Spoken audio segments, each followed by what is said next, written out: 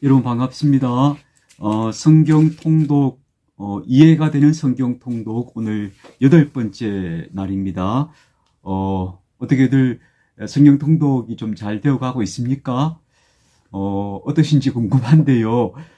저는, 제가 개인적으로, 저는 되게 재밌게 지금, 영상을 올리고 있고, 또 영상이 여러분에게 작지만 도움이 되리라 생각하는 그 기대감 때문인지 제 마음은 즐겁게 일을 하고 있는 중입니다. 우리가 원래 모두 즐겁게 성경을 좀 더 깊이 이해하는 그런 한 해가 되었으면 참 좋겠습니다. 창세기 38장 오늘 시작하겠습니다. 여러분 제가 그 댓글을 남겼습니다만 혹시 제가 낭독하는 속도가 너무 빠르다거나 아니면 조금 더 건의하실 것이 있으면 댓글로 남겨주시면 제가 또 적용을 해볼 거고요. 또 설명이 부족하거나 놓치고 지나간 부분들도 있으면 질문 남겨주시기를 바랍니다. 제가 할 수 있는 대로 최대한 답변하도록 해보겠습니다. 창세기 38장입니다. 창세기 38장이 지금 우리가 37장에서 요셉 이야기가 시작됐죠. 요셉이 이제 형들에게 잡혀서 이집트로 팔려가는 이야기가 37장의 마지막 대목인데요. 갑자기 38장에 와서 유다 이야기가 끼어듭니다. 이게 이 이야기가 왜 끼어드는가 하는 것이 이제 의미가 있는데요. 이거 38장 읽고 나서 제가 설명을 드리겠습니다. 그 후에 유다가 자기 형제들로부터 떠나 내려가서 아둘람 사람 히라와 가까이 하니라. 유다가 거기서 가나안 사람 수아라 하는 자의 딸을 보고 그를 데리고 동침하니 그가 임신하여 아들을 낳으며 유다가 그의 이름을 에리라 하니라. 그가 다시 임신하여 아들을 낳고 그의 이름을 오난이라 하고 그가 또다시 아들을 낳고 그의 이름을 셀라라 하니라. 그가 셀라를 낳을 때 유다는 그 집에 있었더라. 자, 유다가 형제들로부터 떠나서 아둘람 사람 히라라는 사람과 가까워졌고 또 거기에서 가나안 사람 수아라 하는 자의 딸을 보고 동침하고 결혼했다고 나오죠. 그러니까 지금 유다가 가나안 사람들과 혼인하고 가나안 사람들의 땅에 거하면서 살게 되었다는 이야기를 그렇게 시작하고 있는 겁니다. 유다가 장자 엘을 위해 아내를 데려오니 그의 이름은 다말이더라. 이 다말도 여전히 가나안 여인인 것으로 보입니다. 유다의 장자 엘이 여호와가 보시기 악함으로 여호와께서 그를 죽이신지라. 유다가 오난에게 이르되 내 형수에게로 들어가서 남편의 아우된 본분을 행하여 내 형을 위하여 씨가 있게 하라. 이것을 계대 결혼이라 하죠. 형이 먼저 씨 없이 남긴 후사가 없이 죽으면 동생이 그 형수와 함께 결혼해서 그 후사를 남겨주는 그런 풍습이죠. 오난이 그 씨가 자기 것이 되지 않을 줄 알므로 형수에게 들어갔을 때 그의 형에게 씨를 주지 아니하려고 땅에 설정하며 그 일이 여호와가 보시기 악함으로 여호와께서 그도 죽이시니. 그러니까 이제 장자 상속을 따르자면 오난이 만약에 아들을 낳아준다 해도 그 아이가 상속자가 될 거 아니에요. 그러니까 오난은 그게 싫었던 것이죠.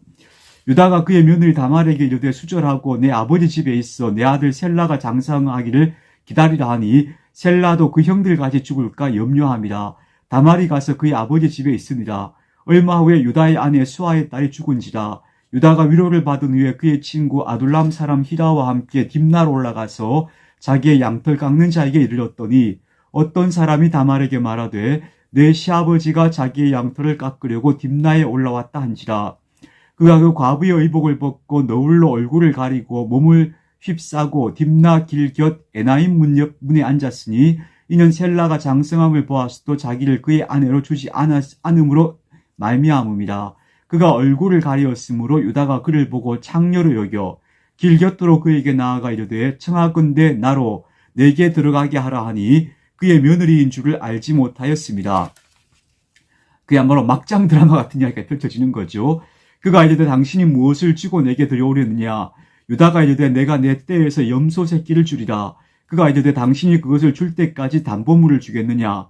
유다가 이르되 무슨 담보물을 내게 주랴. 그가 이르되 당신의 도장과 그 끈과 당신의 손에 있는 지팡이로 하라. 유다가 그것들을 그에게 주어 그에게로 들어갔더니 그가 유다로 말미암아 임신하였더라. 그가 일어나 떠나가서 그 너울을 벗고 과부의 의복을 도로 입으니라. 유다가 그 친구 아둘람 사람의 손에 부탁하여 염소 새끼를 보내고 그 여인의 손에서 담보물을 찾으라 하였으나 그가 그 여인을 찾지 못한지라. 그가 그곳 사람에게 물어 이르되 길 곁 에나임에 있던 창녀가 어디 있느냐. 그들이 이르되 여기는 창녀가 없느니라. 그가 유다에게로 돌아와 이르되 내가 그를 찾지 못하였고 그곳 사람도 이르기를 거기에는 장녀가 없다 하더이다 하더라. 유다가 이르되 그로 그것을 가지게 두라. 우리로 부끄러움을 당할까 하노라. 내가 이 염소 새끼를 보냈으나 그대가 그를 찾지 못하였느니라. 석 달쯤 후에 어떤 사람이 유다에게 일러 말하되 내 며느리 다말이 행음하였고 그 행음함으로 말미암아 임신하였느니라. 유다가 이르되 그를 끌어내어 불사르라. 여인이 끌려나갈 때 사람을 보내어 시아버지에게 이르되 이 물건 임자로 말미암아 임신하였나이다. 청하건대 보소서 이 도장과 이 끈과 지팡이가 누구의 것이니까 한지라. 유다가 그것들을 알아보고 이르되 그는 나보다 옳도다. 내가 그를 내 아들 셀라에게 주지 아니하였음이로다 하고 다시는 그를 가까이 하지 아니하였더라. 해산할 때 보니 쌍태라. 해산할 때 손이 나오는지라. 산파가 이르되 이는 먼저 나온 자라 하고 홍색 실을 가져다가 그 손에 메었더니 그 손을 도로 들이며 그의 아우가 나오는지라. 산파가 이르되 내가 어찌하여 터뜨리고 나오느냐 하였으므로 그 이름을 베레스라 불렀고 그의 형 곧 손에 홍색 실 있는 자가 뒤에 나오니 그의 이름을 세라라 불렀더라. 자, 보십시오. 이 이야기는 유다의 가문이 이제 유다에게서 어떤 자손들이 나왔는가 하는 걸 얘기하는데요. 왜 다른 형제들의 이야기는 없고 유다에 대한 이야기가 여기 이렇게 기록되었을까 하면요. 유다가 나중에 이스라엘 지파 가운데서 가장 중요한 지파가 되기 때문이죠. 그 중요해지는 이유는 바로 유다의 후손에서 다윗 왕이 나오기 때문이에요. 그래서 유다 지파의 역사가 여기 이렇게 소개되고 있다라고 보아야 할 것 같고요. 근데 유다가 누구를 대표하고 있는가 하면요. 요셉의 형제들의 상황을 지금 이렇게 보여주고 있는, 대변하고 있는 모습이다라고 볼 수 있어요. 뒤에 나오는 39장부터 나온 요셉의 모습과 몹시 비교되는 모습이죠. 유다는 지금, 유다의 요셉의 형제들은 동생을 노예 상인에게 팔았지요. 그리고 또 이방 사람들과 어울려서 이방의 땅에 살고 있고 이방 여인들과 관계하고 또 심지어 창기와 관계를 맺기까지도 하는, 그야말로 그들의 모습은 조금 더 아름다운 것이 없는, 그리고 좀 이렇게 뭔가 탁월하거나 선하거나 이런 모습이 전혀 없는 모습을 보여주고 있어요. 그런 형제들의 모습을 이 유다를 통해서 드러내주고 있다. 그래서 이 유다에 대한 이야기가 여기 이렇게 편집이 되어 있다. 이렇게 볼 수 있겠죠.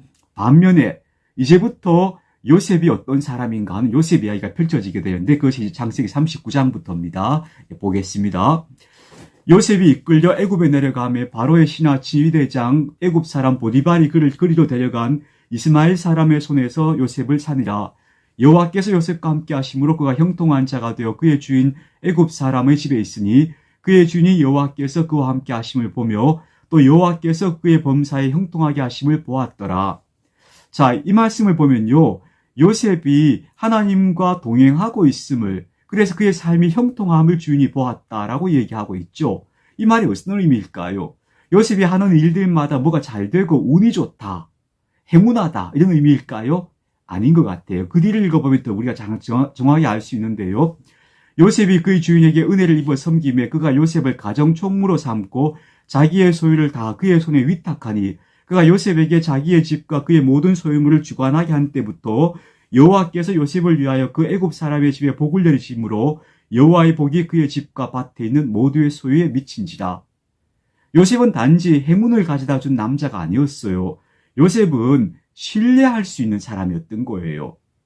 그의 그 인격과 태도가 이 애는 믿을 수 있구나 하는 것을 보여주는 그런 신뢰할 수 있는 사람이 바로 요셉이었던 거죠. 그래서 보디발은 요셉에게 모든 것을 맡겼다라고 말할 수 있죠. 주인이 그의 소유를 다 요셉의 손에 위탁하고 자기가 먹는 음식 외에는 간섭하지 않아했더라. 요셉은 용모가 빼어나고 아름다웠더라. 그 후에 그의 주인의 아내가 요셉에게 눈짓하다가 동침하기를 청하니 요셉이 거절하며 자기 주인의 아내에게 이르되 내 주인이 집안의 이 모든 소유를 간섭하지 아니하고 다 내 손에 위탁하였으니 이 집에는 나보다 큰 이가 없으며 주인이 아무것도 내게 금하지 아니하였어도 금한 것은 당신뿐이니 당신은 그의 아내입니다. 그런즉 내가 어찌 이 큰 악을 행하여 하나님께 죄를 지으리까? 여인이 날마다 요셉에게 청하였으나 요셉이 듣지 아니하여 동침하지 아니할 뿐더러 함께 있지도 아니하니라. 유대경전에는 이 여인의 이름이 젤리카라고 그렇게 알려져 있어요. 근데 그 전해오는 이야기에 보면은 요셉이 너무 잘생겨서 여성들이 보고 넋을 잃을 정도였다고 해요. 사람이 너무 잘생기면 이게 피곤한 거죠. 예. 그러할 때 요셉이 그 얘기를 하러 그 집에 들어갔더니 그 집 사람들은 하나도 거기에 없었더라. 그 여인이 그의 옷을 잡고 이르되 나와 동침하자. 그러나 요셉이 자기의 옷을 그 여인의 손에 버려두고 밖으로 나가매 그 여인이 요셉이 그의 옷을 자기 손에 버려두고 도망하여 나감을 보고 그 여인의 집 사람들을 불러서 그들에게 이르되 보라 주인이 히브리 사람을 우리에게 데려다가 우리를 희롱하게 하여 한도다. 그가 나와 동침하고자 내게로 들어왔으므로 내가 크게 소리 질렀더니 그가 나의 소리 질러 부름을 듣고 그의 옷을 내게 버려두고 도망하여 나갔느니라. 이 사랑이 증오로 바뀌는 순간이죠. 그의 옷을 곁에 두고 자기 주인이 집으로 돌아오기를 기다려 이 말로 그에게 말하여 이르되 당신이 우리에게 데려온 히브리 종이 나를 희롱하려고 내게로 들어왔으므로 내가 소리 질러 불렀더니 그가 그의 옷을 내게 버려두고 밖으로 도망하여 나갔나이다. 그의 주인이 자기 아내가 자기에게 이르기를 당신의 종이 내게 이같이 행하였다 하는 말을 듣고 심히 노한지라. 이에 요셉의 주인이 그를 잡아 옥에 가두니 그 옥은 왕의 죄수를 가두는 곳이었더라. 요셉이 옥에 갇혔으나. 자, 여기 보시면요. 이 주인이 요셉을 잡아서 옥에 가두었다고 해요. 이때 왕의 죄수를 가두는 곳이라는 것은 신분이 고귀한 사람들이 가두는 그런 감옥이었던 거예요. 근데 뒤에 상황을 보면 그 감옥은 미결수 감옥이었던 것으로 보여요. 그러니까 죄가 정해진 사람들이라기보다는 왕에게서 혹은 어떤 그 정치적 이유 때문에 이렇게 격리가 된 사람들, 그리고 그 속에서 말하자면 어떤 판결을 기다리고 있는 미결수 감방 같은 것이었던 것으로 보이는데 그곳에다가 요셉을 가두었다는 것은 이 보디발도 요셉에 대한 신뢰를 거두진 않았다는 의미가 되는 거예요. 여호와께서 요셉과 함께 하시고 그에게 인자를 더하사 간수장에게 은혜를 받게 하심에 간수장이 옥중 죄수를 다 요셉의 손에 맡김으로 그 재반 사물을 요셉이 처리하고 간수장은 그의 손에 맡긴 것을 무엇이든지 살펴보지 아니하였으니 이는 여호와께서 요셉과 함께 하심이라. 여호와께서 그를 범사에 형통하게 하셨더라. 자, 여호와께서 그를 형통하게 하셨다고 했는데 앞에서 제가 말씀드렸죠. 요셉이 신뢰받을 만한 인격이었다고 말씀드렸어요. 그것이 바로 요셉의 형통의 이유였다고 볼 수 있죠. 그래서 저는 이렇게 생각합니다. 저는 성경이 그렇게 말씀하신다고 생각하는데요. 사람의 인격이 그의 운명이 된다라고 믿습니다. 그래서 우리가 하나님 보시기에 좋은 사람, 선한 사람이 되는 것은 우리가 복된 삶을 살아가는 가장 중요한 조건이 된다. 이제 그렇게 말하고 싶어요. 자, 창세기 40장 넘어갑니다. 그 후에 애굽 왕의 술 맡은 자와 떡 굽는 자가 그들의 주인 애굽 왕에게 범죄한지라. 자, 여기서 술 맡은 자, 떡 굽는 자 하니까 이 사람들이 무슨 주방에서 일하는 사람들처럼 보이지만 사실은 그런 의미가 아니고 최측근이라는 의미입니다. 최측근. 왕에게 음식을 바치고 왕에게 술을 갖다 바칠 수 있는 사람들은 왕의 최측근인 거예요. 바로가 그 두 관원장과 술 맡은 관원장과 떡 굽는 관원장에게 놓아요. 그들을 친위 대장의 집 안에 있는 옥에 가두니 곧 요셉이 갇힌 곳이라. 친위 대장이 요셉의 그들을 수종 들게 하며 요셉이 그들을 섬겼더라. 그들이 갇힌 지 여러 날이라. 옥에 갇힌 애굽 왕의 술 맡은 자와 떡 굽는 자 두 사람이 하룻밤에 꿈을 꾸니 각기 그 내용이 다르더라. 아침에 요셉이 들어가 보니 그들에게 근심의 빛이 있는지라. 요셉이 그 주인의 집에 자기와 함께 갇힌 바로의 신하들에게 묻되 어찌하여 오늘 당신들의 얼굴에 근심의 빛이 있나이까. 그들이 그에게 이르되 우리가 꿈을 꾸었으나 이를 해석할 자가 없도다. 요셉이 그들에게 이르되 해석은 하나님께 있지 아니하니까 청하건대 내게 이르소서. 술 맡은 관원장이 그의 꿈을 요셉에게 말하 이르되 내가 꿈에 보니 내 앞에 포도나무가 있는데 그 나무에 3가지가 있고 싹이 나서 꽃이 피고 포도송이가 익었고 내 손에 바로의 잔이 있기로 내가 포도를 따서 그 즙을 바로의 잔에 짜서 그 잔을 바로의 손에 드렸노라. 요셉이 그에게 이르되 그 해석이 이러하니 3가지는 사흘이라. 지금부터 사흘 안에 바로가 당신의 머리를 들고 당신의 전직을 회복시키니 당신이 그 전에 술 맡은 자가 되었을 때에 하던 것 같이 바로의 잔을 그의 손에 드리게 되리이다. 당신이 잘 되시거든 나를 생각하고 내게 은혜를 베풀어서 내 사정을 바로에게 아뢰어 이 집에서 나를 건져주소서. 나는 히브리 땅에서 끌려온 자요 여기서도 옥에 갇힐 일은 행하지 아니하였나이다.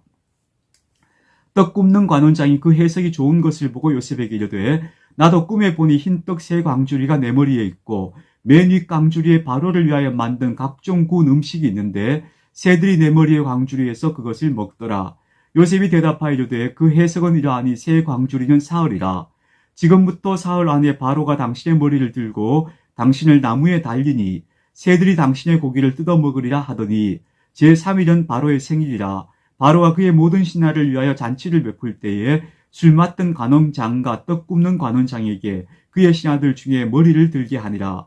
바로의 술 맡은 관원장은 전직을 회복하며 그가 잔을 바로의 손에 받들어 드렸고 떡 굽는 관원장은 매달리니 요셉이 그들에게 해석함과 같이 되었으나 술 맡은 관원장이 요셉을 기억하지 못하고 그를 잊었더라. 나중에 우리가 요셉이 옥에 같이 있고 했던 그 연대를 계산해 보면요, 요셉이 그 애굽에 와서 생활하다가 옥에 갇혔고 그리고 옥중에서 살아온 세월이 한 10여 년쯤 되는 것으로 보여요. 그리고 나서 이 두 관원장을 만난 거예요. 그러니까 이 두 관원장을 통해서 요셉이 희망을 품을 만하죠. 그리고 뭔가 좀 여기서부터 길이 열릴 것 같은데, 근데 이 술 맡은 관원장이 요셉을 기억하지 못하고 잊어버려요. 그리고 또 2년이 흘러가는 거예요.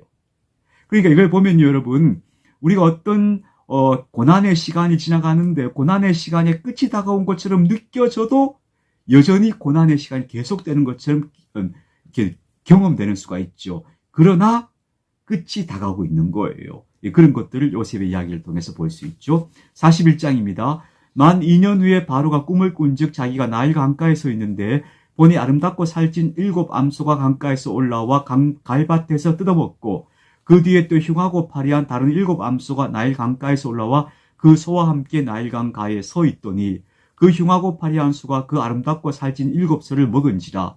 바로가 곧 깨었다가 다시 잠이 들어 꿈을 꾸니 한 줄기에 무성하고 충실한 7 이삭이 나오고 그 후에 또 가늘고 동풍에 마른 7 이삭이 나오더니 그 가는 7 이삭이 무성하고 충실한 7 이삭을 삼킨지라. 바로가 깬즉 꿈이라. 아침에 그의 마음이 번민하여 사람을 보내어 애굽의 점술가와 현인들을 모두 불러 그들에게 그의 꿈을 말하였으나 그것을 바로에게 해석하는 자가 없었더라. 술 맡은 관원장이 바로에게 말하 이르되 내가 오늘 내 죄를 기억하나이다. 바로께서 종들에게 놓아사 나와 떡 굽는 관원장을 친위대장의 집에 가두셨을 때에 나와 그가 하룻밤에 꿈을 꾼즉 각기 뜻이 있는 꿈이라. 그곳에 친위대장의 종된 히브리 청년이 우리와 함께 있기로 우리가 그에게 말하며 그가 우리의 꿈을 풀되 그 꿈대로 각 사람에게 해석하더니 그 해석한 대로 되어 나는 복직하고 그는 매달렸나이다.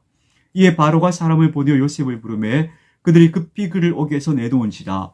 요셉이 곧 수염을 깎고 그의 옷을 갈아입고 바로에게 들어가니 바로가 요셉에게 이르되 내가 한 꿈을 꾸었으나 그것을 해석하는 자가 없더니 들은즉 너는 꿈을 들으면 능히 푼다 하더라. 요셉이 바로에게 대답하여 이르되 내가 아니라 하나님께서 바로에게 편안한 대답을 하시리이다. 바로가 요셉에게 이르되 내가 꿈에 나일 강가에 서서 보니 살찌고 아름다운 7 암소가 나일 강가에 올라와 갈밭에서 뜯어먹고 그 뒤에 또 약하고 심히 흉하고 파리한 7 암소가 올라오니 그같이 흉한 것들은 애굽 땅에서 내가 아직 보지 못한 것이라. 그 파리하고 흉한 소가 처음에 7 살찐 소를 먹었으나 먹은 듯 하지 아니하고 여전히 흉하더라. 내가 곧 깨었다가 다시 꿈에 보니 한 줄기에 무성하고 충실한 7 이삭이 나오고 그 후에 또 가늘고 동풍에 마른 7 이삭이 나더니 그 가는 이삭이 좋은 7 이삭을 삼키더라. 내가 그 꿈을 점술가에게 말하였으나 그것을 내게 풀이해 주는 자가 없느니라. 요셉이 바로에게 아뢰되 바로의 꿈은 하나라. 하나님이 그가 하실 일을 바로에게 보이심이니이다. 7 좋은 암소는 7회요 7 좋은 이삭도 7회니 그 꿈은 하나라. 그 후에 올라온 파리하고 흉한 7소는 7년이요 동풍에 말라 속이 빈 7 이삭도 7회 흉년이니 내가 바로에게 이르기를 하나님이 그가 하실 일을 바로에게 보이신다 함이 이것이라. 온 애굽 땅에 7회 큰 풍년이 있겠고 후에 7회 흉년이 들므로 애굽 땅에 있던 풍년을 다 잊어버리게 되고 이 땅이 그 기근으로 망하리니 후에 든 그 흉년이 너무 심함으로 이전 풍년을 이 땅에서 기억하지 못하게 되리이다. 바로께서 꿈을 2번 겹쳐 꾸신 것은 하나님이 이 일을 정하셨습니다. 하나님이 속히 행하시리니 이제 바로께서는 명철하고 지혜 있는 사람을 택하여 애굽 땅을 다스리게 하시고 바로께서는 또 이같이 행하사 나라 안에 감독관들을 두어 그 7회 동안에 애굽 땅의 5분의 1을 거두되 그들로 장차 올 풍년의 모든 곡물을 거두고 그 곡물을 바로의 손에 돌려 양식을 위하여 각 성읍에 쌓아두게 하소서. 이와 같이 그 곡물을 이 땅에 저장하여 애굽 땅에 임할 7배 흉년에 대비하시면 땅이 이 흉년으로 말미암아 망하지 아니하리이다. 바로와 그의 모든 신하가 이 일을 좋게 여긴지라. 바로가 그의 신하들에게 이르되 이와 같이 하나님의 영에 감동된 사람을 우리가 어찌 찾을 수 있으려 하고, 요셉에게 이르되 하나님이 이 모든 것을 내게 보이셨으니 너와 같이 명철하고 지혜 있는 자가 없도다. 너는 내 집을 다스리라. 내 백성이 다 내 명령에 복종하리니 내가 너보다 높은 것은 내 왕좌뿐이니라. 자, 갑자기 요셉이 꿈 하나를 해몽해 주었다고 해서 이렇게 놀라운 자료로 발탁이 된다는 것이 굉장히 드라마틱한데요. 사실 여기 약간의 역사적 배경이 있습니다. 이 당시에 애굽을 통치하고 있던 통치 계급이 힉소스라고 하는 그 무리들, 힉소스족이라고 부르는 그런 계열의 사람들인데요. 이 힉소스라고 불리는 이 통치자들이 셈족 계열이에요. 다시 말하면 이 사람들이 어디서 온 사람들인가 하면 메소포타미아 지역에서 내려온 정복자들이에요. 이 사람들이 애굽의 원주민들을 지금 정복하고 다스리고 있는 그런 힉소스 통치 시대였던 거예요. 근데 이 힉소스족은 이 야곱과 이 요셉과 같은 셈족 계열이에요. 같은 계열이었던 거예요. 이 혈통적으로 보자면요. 그러니까 요셉이 이 사람들에게 통치자로 발탁될 수 있는 가능성이 높았던 거죠. 그 사람들은 소수의 힉소스 정복자들이 다수의 애굽 사람들을 다스리고 있는 시대였거든요. 근데 지금 셈족 계열에서 이런 탁월한 젊은이가 발견된 거예요. 그래서 이 요셉이 이런 드라마틱한 신분의 변화가 생길 수 있는 그런 역사적 배경이 있었다. 그렇게 우리가 좀 알 수 있고요. 이 힉소스족은 BC 1900년대에 이집트를 정복했다고 보는데요. 아마도 요셉은 그 힉소스 통치의 말기에 애굽으로 간 것으로 보이고요. 그리고 요셉이 죽고 난 다음에 힉소스 통치가 무너져요. 애굽의 원주민들이 다시 이게 그들을 쫓아내버리거든요. 그래서 이제 바로와 그의 시대가 달라지는 거예요. 그러니까 이제 이스라엘 백성들의 신세가 달라지게 되는 거죠. 바로가 또 요셉에게 이르되 내가 너를 애굽 온 땅의 총리가 되게 하노라 하고 자기의 인장 반지를 빼어 요셉의 손에 끼우고 그에게 세마봇을 입히고 금사슬을 목에 걸고 자기에게 있는 버금수레의 그를 태우매 무리가 그의 앞에서 소리지기를 엎드리라 하더라. 바로가 그에게 애굽 전국을 총리로 다스리게 하였더라. 바로가 요셉에게 이르되 나는 바로라. 애굽 온 땅에서 내 허락이 없이는 수족을 놀릴 자가 없으리라 하고 그가 요셉의 이름을 사브낫 바네아라 하고, 이 사브낫 바네아는 아마도 그 애굽 사람들의 말로 생명의 구원자 뭐 이런 의미, 구원자라는 의미가 있는 것 같아요. 또 온의 제사장 보디베라의 딸 아스낫을 그에게 주 아내로 삼게 하니라. 이때 온의 제사장은 바로 태양신을 섬기는 제사장이었을 것으로 봐요. 애굽에는 여러 신들이 많았는데요. 그래도 이 태양신을 섬기는 신앙이, 태양신 신앙이 유일신 신앙과 가장 가까운 형태의 신앙이에요. 예, 그런 어떤 유사점이 있었다라는 것을 알 수 있고요. 요셉이 나가 애굽 온 땅을 순찰하리라. 요셉이 애굽 왕 바로 앞에 설 때 30세라. 그가 바로 앞을 떠나 애굽 온 땅을 순찰하니 7배 풍년의 토지 소출이 심히 많은지라. 애굽 땅에 있는 요셉이 애굽 땅에 있는 그 7년 곡물을 거두어 땅 각 성에 저장하되 각 성읍 주위의 밭의 곡물을 그 성읍 중에 쌓아두매 쌓아둔 곡식이 바다 모래같이 심이 많아 세기를 그쳤으니 그 수가 한이 없음이었더라. 흉년이 들기 전에 요셉에게 두 아들이 나되 곧 온의 제사장 보디베라의 딸 아스낫이 그에게서 낳은지라. 요셉이 그의 장남의 이름을 므낫세라 하였으니 하나님이 내게 내 모든 고난과 아버지의 온갖 지배의 일을 잊어버리게 하셨다 함이요. 므낫세는 잊었다는 뜻이에요. 차남의 이름을 에브라임이라 하니 하나님이 나를 내가 수고한 땅에서 번성하게 하셨다 함이었더라. 에브라임은 번성이란 뜻이에요. 애굽 땅에 7해 풍년이 그치고 요셉의 말과 같이 7해 흉년이 들기 시작하며 각국에는 기근이 있으나 애굽 온 땅에는 먹을 것이 있더니 애굽 온 땅이 굶주림에 백성이 바로에게 부르시려 양식을 구하는지라. 바로가 애굽 모든 백성에게 이르되 요셉에게 가서 그가 너희에게 이르는 대로 하라 하니라. 온 지면에 기근이 있음에 요셉이 모든 창고를 열고 애굽 백성에게 팔세 애굽 땅에 기근이 심하며 각국 백성도 양식을 사려고 애굽으로 들어와 요셉에게 이르렀으니 기근이 온 세상에 심하였더라. 보세요. 요셉이 창고를 열고 애국 백성의 곡식을 팔았다고 나오잖아요. 이 대목도 재밌죠. 그러니까 이 지배계층과 애국 백성들, 피지배계층이 같은 계열의 민족이 아닌 거예요. 예. 그런 것들을, 그런 어떤 차별성을 여기서도 볼 수 있는 장면이라고 볼 수 있겠습니다. 자, 오늘 여기까지 하겠습니다. 오늘도 좋은 날 되시기 바랍니다.